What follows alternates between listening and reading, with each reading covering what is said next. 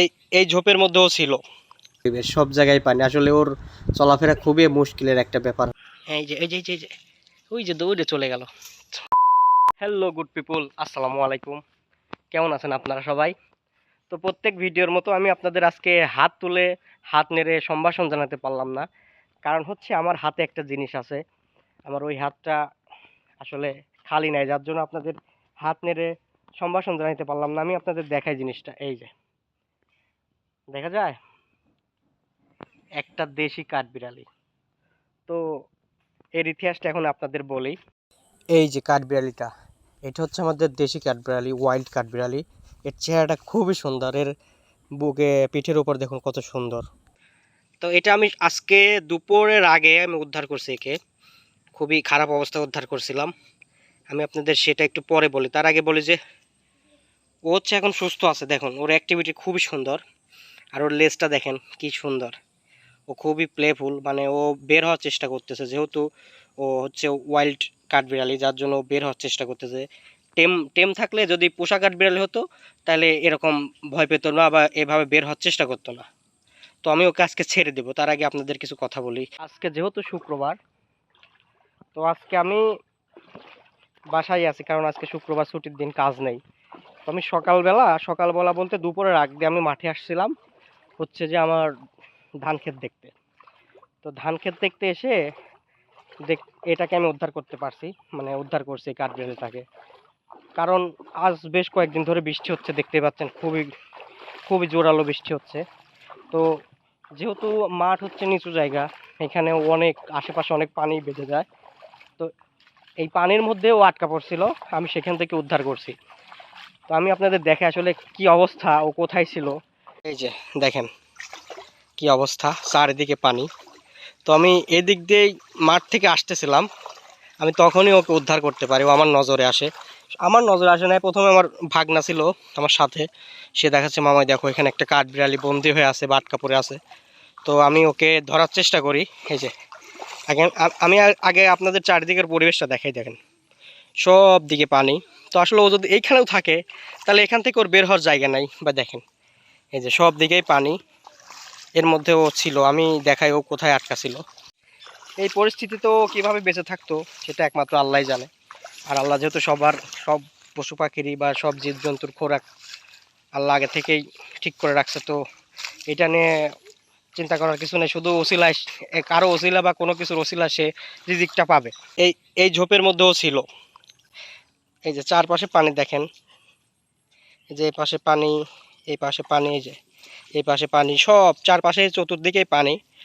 ও এই ঝোপের মধ্যে ছিল। এখানে একটা বড় গাছও নেই, যে শেষ। তো আসলে এখান থেকে ও কীভাবে যেত আমার জানা নাই। আমি যেহেতু আমি যেহেতু ওকে ধরতে পারছি, এই জন্য আমি ওকে একটু শুষ্ক জায়গায় ছেড়ে দেবো। এই যে আমার সাথে আজকে কারা আসছে দেখেন, ছোট ছোট পোলাপান আসছে। আসলে এদের সাথে আমার অনেক বেশিরভাগ সময় কাটে। এই যে এটা আমার ভাগ্নে, যে সাইপ, মানে ও সবসময় আমার সাথে থাকে, এর আগে আপনাদের বলছিলাম ভিডিওতে। তো এই হচ্ছে প্রথম কাঠবিড়ালিটা দেখে, তারপর বলে মামা দেখো এখানে একটা কাঠবিড়ালি বন্দি হয়ে আছে বা আটকা পড়ে আছে।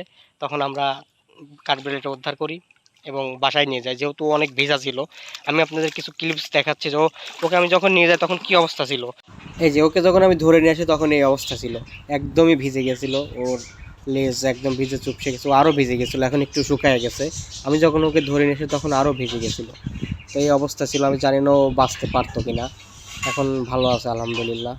আমরা খুবই কাছে চলে আসছি, ওকে অবমুক্ত করে দেব, কারণ ওর বাসা এদিকে থাকতে পারে বা ও এদিকে থেকে অভ্যস্ত। আর এদিক যেহেতু মাঠের পাশে, ও খাবার জোগাড় করে খেতে পারবে, যার জন্য আমি এখানে ওকে রিলিজ করে দিব।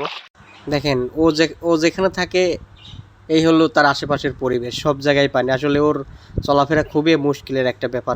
আমি যখন কাঠবিড়ালিটা নিয়ে আসি এদিকে, মানে মাঠের দিকে, তখন অনেকেই বলতেছিল যে এদিকেই তো ছেড়ে দিতে পারিস, এদিকে ছাড়লে কি হয়। তো আমি ভাবতেছি যে আমি যেখান থেকে ধরছি ওর আশেপাশে যদি এর বাসা থাকে, আমি আসলে বুঝতে পারছি না এটা ছেলে না মেয়ে, যেহেতু ধরে দেখতে পারতেছি না। ও খুবই চঞ্চল, লাফালাফি করতেছে, যেহেতু বন্য, যার জন্য আমি বুঝতে পারতেছি না ও ছেলে না মেয়ে। তো আমি এই জন্য ওর যেখান থেকে ধরছি ওর আশেপাশে শুকনা জায়গায় আমি ছেড়ে দেবো ওকে, যাতে যদি আশেপাশে ওর বাসা থাকে সেইখানেও যাইতে পারে। খুব বেশি সময় হয় নাই, অতিরিক্ত আর 2 ঘন্টা থেকে 3 ঘন্টা সময় আমি আমার কাছে ওকে রাখছি, মানে সুস্থ করার জন্য। তো আমি ওকে এখন ছেড়ে দেবো ইনশাল্লাহ। এইখানে ওকে অবমুক্ত করবো, এখানে অনেক গাছ, এখানে শুকনো আছে, ও ওই পাশে ছিল, আমি আপনাদের একটু পরে দেখাই যে কোন পাশে ছিল। আমরা এই পাশে ওকে ছেড়ে দিয়েছি। এখানে জঙ্গলের মতো আছে, ভালো হবে। এখানে অনেক গাছ আছে, এই যে বড় বড় গাছ আছে। আমার ক্যামেরা খুব একটা ভালো না তো, যার জন্য খুব ভালো একটা ভিউ আসতেছে না, তবু আপনাদের এভাবে দেখাই। এই যে এখানে ছেড়ে দেবো আমরা ওকে।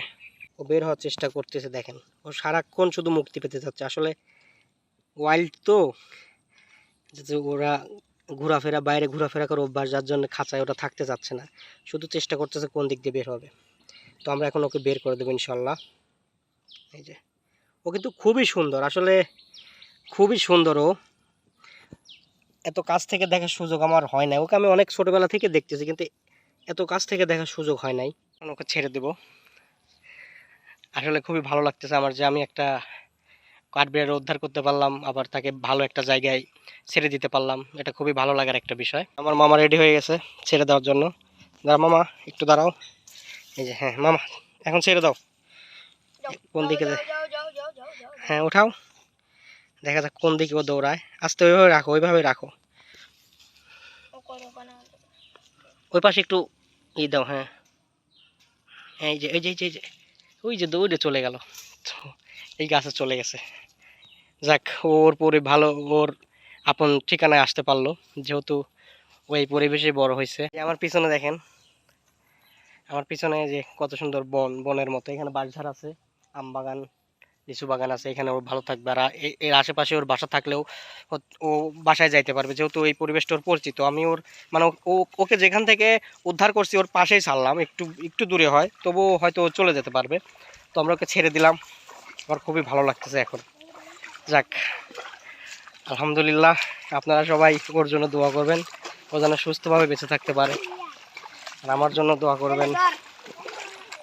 দেখা হবে নতুন কোনো ভিডিওতে, ততদিন পর্যন্ত আপনারা সবাই ভালো থাকবেন। আসসালামু আলাইকুম।